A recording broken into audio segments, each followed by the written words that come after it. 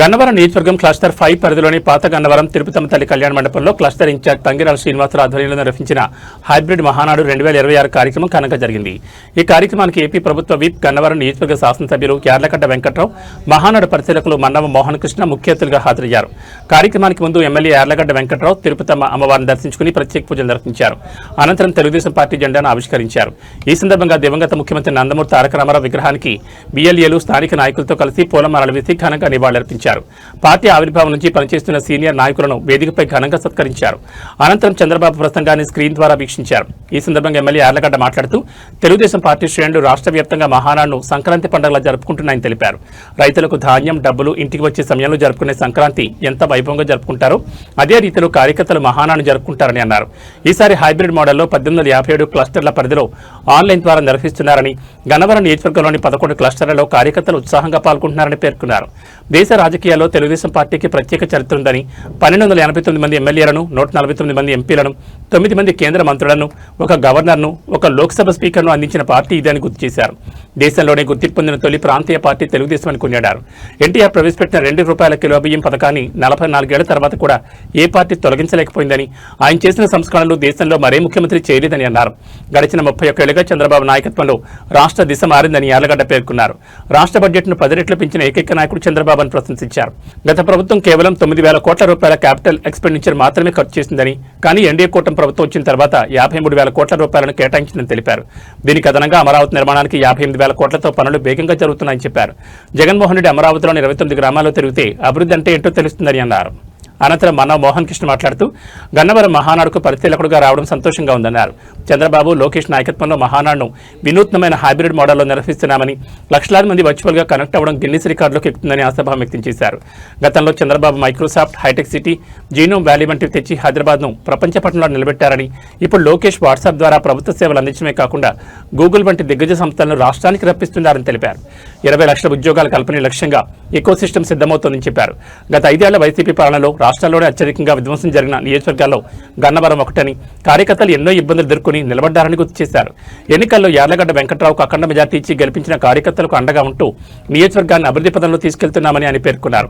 అనంతరం కేసరపల్లిలో cluster 4 incharge అన్నే హరికృష్ణ ఆధ్వర్యంలో జరిగిన హైబ్రిడ్ మహానాడు, అలాగే తెంపరలో క్లస్టర్ 6 కమిటీ నాయకులు తుళ్లిమెడి ఝాన్సీ, బండి భాస్కర్ ఆధ్వర్యంలో నిర్వహించిన హైబ్రిడ్ మహానాడు, బాపులపాడులో క్లస్టర్ 8 ఇన్ఛార్జ్ చెన్నార లక్ష్మీనారాయణ ఆధ్వర్యంలో మంగళవారి శ్రీ బాలాజీ ఫంక్షన్ హాల్ నందు జరిగిన హైబ్రిడ్ మహానాడు కార్యక్రమాల్లో ఎమ్మెల్యే యార్లగడ్డ వెంకట్రావు పాల్గొన్నారు. ఈ కార్యక్రమాల్లో తెలుగుదేశం పార్టీ నాయకులు, కార్యకర్తలు పెద్ద సంఖ్యలో పాల్గొన్నారు. నమస్కారం.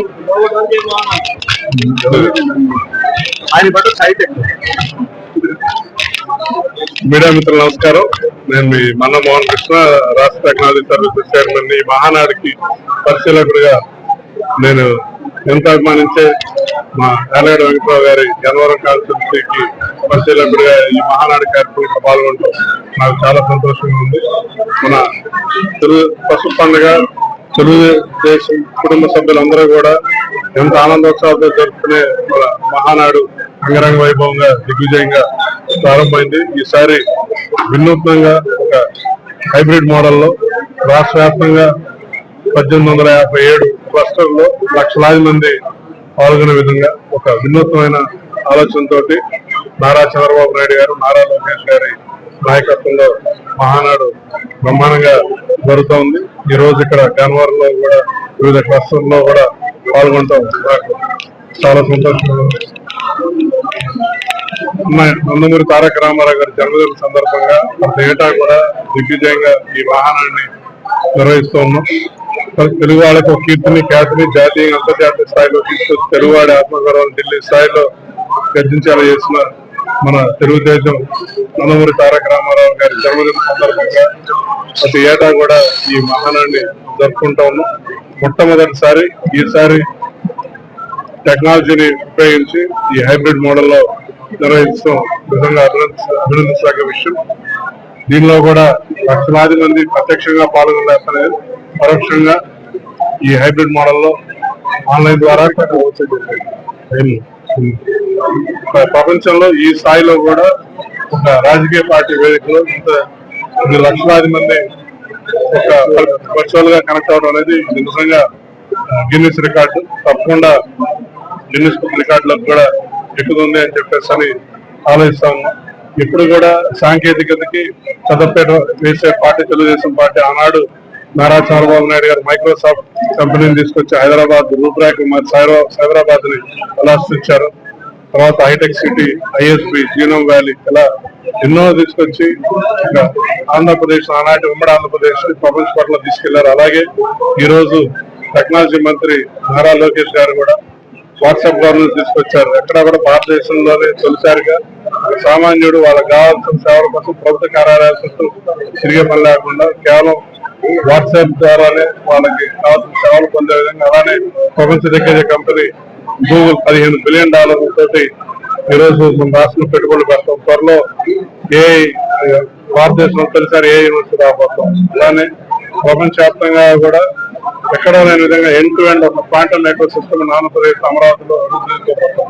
20 లక్షల జాబులకి రూపకల్పన జరుగుతుంది. ఈ విధంగా ఆంధ్రప్రదేశ్ నారా చంద్రబాబు నాయుడు గారు, నారా లోకేష్ గారి సారథ్యంలో, పవన్ కళ్యాణ్ గారి సహకారంతో కొన్ని రంగాల్లో ముందుకెళ్తుంది. ఈ మహానాడు ఇక్కడ గన్నవరం నియోజకవర్గంలో గౌరవ శాసనసభ్యులు ప్రభుత్వ కాటగడ వెంకటరావు గారి నాయకత్వంలో చాలా అద్భుతంగా జరుగుతూ ఉంది. గన్నవరం రాష్ట్రంలోనే ఒక ప్రత్యేకమైన నియోజకవర్గం. గత 5 సంవత్సరాల వైసీపీ పాలనలో రాష్ట్రం అంతటా మెయిన్ నియోజకవర్గాలు జరిగిన విధ్వంసం ఒక ఎత్తు, ఇక్కడ గన్నవరంలో జరిగిన విధ్వంసం ఒక ఎత్తు. ఆనాటి అప్పుడు కార్యకర్తలు కూడా ఇక్కడ ఎన్నో ఒడిదుడుకులు ఎదుర్కొని ఎన్నో ఇబ్బందులు పడ్డారు. వాళ్ళందరూ కూడా సమైక్యంగా పోరాడి నిలబడి ఉన్న ఎన్నికల్లో కూడా యారాడు వెంకటరావు గారు పార్టీ స్థాపించిన దగ్గర నుంచి అన్ని ఎన్నికల్లో వచ్చిన మెజార్టీ కన్నా కూడా కేవలం 2024 ఎన్నికల్లో వచ్చిన మెజార్టీ దానికన్నా పెద్దది.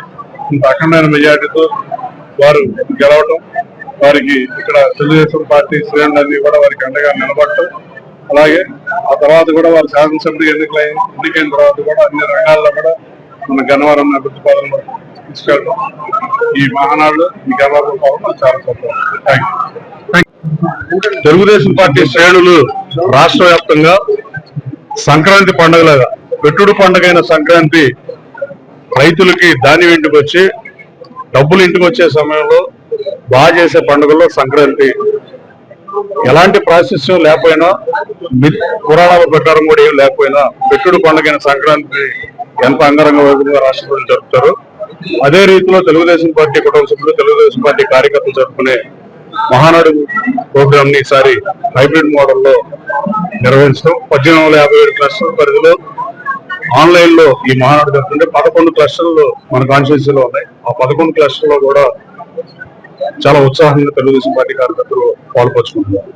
అలాగే 1289 మంది శాసనసభ్యుల్ని, 149 మంది లోక్సభ సభ్యుల్ని, 9 మంది కేంద్ర మంత్రుల్ని, ఒక గవర్నర్ ని, అలాగే ఒక లోక్సభ స్పీకర్ ని, ఒకసారి ప్రధానమంత్రి ఎన్నికల్లో కీలక పాత్ర, ఒకసారి రాష్ట్రపతిని ఎన్నికల్లో కీలక పాత్ర పోషించిన గాంధీ పార్టీ పెట్టిందే తడవుగా దేశంలో ఇందిరాగాంధీ గారిని ఆవిడ అంగరక్షణ సత్వం సింగ్, బియాన్ సింగ్ కాల్చి చంపితే ఆ రోజున దేశవ్యాప్తంగా 400 పైన స్థానాలు కాంగ్రెస్ పార్టీకి వస్తే తెలుగుదేశం పార్టీ ఎన్టీ రామారావు జరిగిన అన్యాయం దానికన్నా పెద్దదని భావించి లోక్సభలో 36 సీట్లు మిత్రపక్షాలతో కలిపి తెలుగుదేశం పార్టీకి, ఒక ప్రాంతీయ పార్టీకి, దేశంలో ప్రతిపక్ష పార్టీకి గుర్తింపు ఇచ్చిన మొట్టమొదటి పార్టీ తెలుగుదేశం.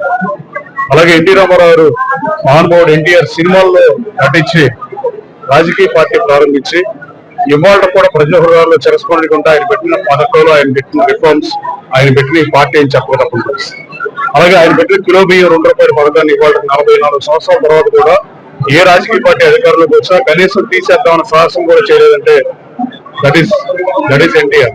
నక్సలైట్లు దేశభక్తులను కీర్తించిన ఏకైక నాయకుడు ప్రపంచంలో ఎవరు లేదు, ఒకే ఒక్క ఎన్టీఆర్.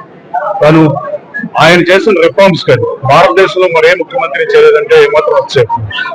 గడిచిన 31 సంవత్సరాలుగా చంద్రబాబు నాయుడు గారి ఆధ్వర్యంలో తెలుగుదేశం పార్టీ ఈ రాష్ట్ర దిశ మార్చింది. ఇంత ముందు రాబోయే కాలంలో 4వ ముఖ్యమంత్రి చేస్తున్న చంద్రబాబు నాయుడు గారు ఫ్యూచర్ లో 100 ఏళ్ల తర్వాత ఎవరన్నా 4 సార్లు కానీ ఎక్కువ చేస్తారేమో నాకైతే తెలియదు, కానీ 10 రెట్లు బడ్జెట్ ను పెంచిన ఏకైక ముఖ్యమంత్రి ఈ దేశంలో ఎవరు ఉంటే చంద్రబాబు నాయుడు ఒకరు. చంద్రబాబు నాయుడు గారు 95లో ముఖ్యమంత్రి అయినప్పటి నుంచి ఆ 9 సంవత్సరాల్లో ఈ రాష్ట్ర బడ్జెట్ ని 10 టైమ్స్ పెంచిన పరిస్థితి. అలాగే ఇప్పుడు కూడా గత ప్రభుత్వం కనీసం 9,000 కోట్ల రూపాయలు క్యాపిటల్ ఎక్స్పెండిచర్ ఖర్చు పెట్టి ఆ 9,000 కోట్లు కూడా కేటాయించకుండా దుర్మార్గమైన పరిపాలన అందిస్తే ఎన్డీఏ కూడా ప్రభుత్వం అధికారంలోకి వచ్చిన తర్వాత 53,000 కోట్ల రూపాయలు క్యాపిటల్ ఎక్స్పెండిచర్ గా మేము ఖర్చు పెడతాం. ఇది కాకుండా 59,000 కోట్ల అమరావతి నగర నిర్మాణానికి పనులు వేగంగా జరుగుతుంది. జగన్మోహన్ రెడ్డి కూడా చెప్తున్నా పాదయాత్ర చేస్తారని జగన్మోహన్ రెడ్డి అమరావతి నుంచి ప్రారంభిస్తే పాదయాత్ర 29 గ్రామాల్లో తిరిగితే అభివృద్ధి అనేది మీకు తెలుస్తుందని తెలియజేస్తూ, అలాగే మహానగర కార్యక్రమాన్ని దిగ్విజయంగా ఏర్పాటు చేసిన స్థానిక నాయకులందరినీ పేరు పేరున అభినందిస్తూ ఈ కార్యక్రమానికి అబ్జర్వర్ వచ్చిన మిత్రులు మోహన్ కృష్ణ గారికి కూడా ప్రత్యేక ధన్యవాదాలు. Thank you.